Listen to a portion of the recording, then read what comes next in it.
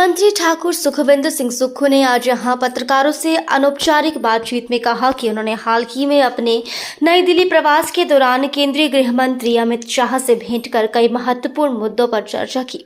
उन्होंने गृह मंत्री से वर्ष 2023-24 में प्राकृतिक आपदा के एवज में 9,042 करोड़ रुपए की पोस्ट डिजास्टर नीड असेसमेंट को शीघ्र जारी करने का अनुरोध किया। मुख्यमंत्री ने कहा कि गृह मंत्री ने उन्हें आश्वासन दिया है कि वो जल्द से जल्द इस बारे में कार्रवाई करेंगे। उन्होंने कहा कि ड्रग्स के बारे में भी चर्चा की गई तथा केंद्रीय मंत्री को अवगत करवाया गया कि प्रदेश में ड्रग्स के मामलों में 30% कमी आई है। इससे प्रभावी ढंग से निपटने के लिए विधानसभा में एक एक्ट भी लाया जाएगा।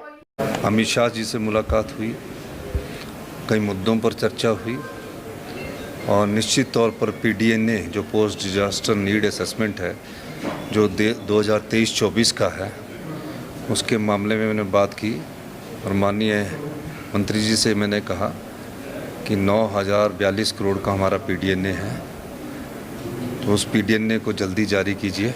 माननीय गृह मंत्री जी ने हमें आश्वासन दिया है कि जल्दी ही इस पर कार्रवाई की जाएगी। मैडम रजनी पाटिल जी ने कहा है जल्दी ही संगठन का विस्तार होगा, उसमें कोई दो राय नहीं है और उन्होंने सबसे बातचीत करके सबको साथ लेकर बात करने के आगे बढ़ने की सबने बात की है। तो निश्चित तौर पर मैडम ने सभी से बात करके एक अच्छा संगठन बनाने की हमारी उत्तरदायित्व है, तो उसमें उन्होंने चर्चा की है और चर्चा करने के बाद जैसे ही हाई कमांड उनको अप्रूवल देगा उसके बाद वो घोषणा कर दी जाएगी। ड्रग्स के मामले में मेरी चर्चा हुई है और उस मामले में हमने अपनी कार्रवाई के बारे में बताया कि 30% के करीब ड्रग्स के केसेस में हमने कमी लाई है, लेकिन कुछ हम एक्ट इस विधानसभा सत्र में लाना चाह रहे हैं और उस कानून के माध्यम से हम आगे बढ़ेंगे। पिट NDPS के तहत मैंने दिशा निर्देश दिए कि उसके तहत जितनी प्रिवेंशन हम कर सकते हैं हम करेंगे। मुझे अभी जानकारी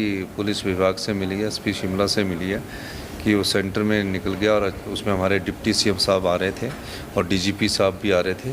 डिप्टी CM साहब से तो मेरी अभी बात नहीं हुई है, लेकिन ये पता लगा है कि वो बीच में ही उसका टायर बस्ट हुआ, इमरजेंसी ब्रेक लगानी पड़ी। उस मामले में मैं जो है सिविल एविएशन मिनिस्टर से भी बात करूँगा। धन्यवाद।